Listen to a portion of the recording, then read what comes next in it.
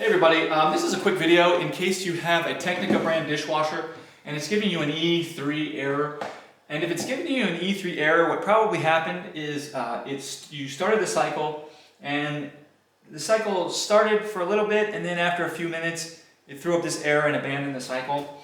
And the reason that this is happening is because the E3 error is a failure to heat error, failure to heat the water error.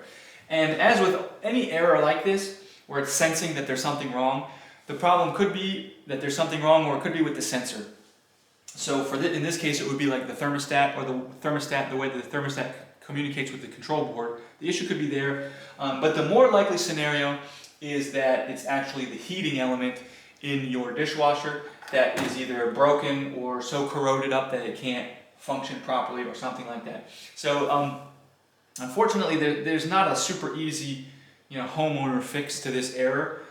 You're probably going to need to call out for technical support on this, but at least you'll know what's going on. You've either got an issue with your thermostat, with the wiring, with the way the control board communicates with the thermostat, or with the actual heating element, or with the wiring going to the heating element. So anyways, hope this video helped you at least figure out what's going on. Thanks a lot for watching. Have a great day.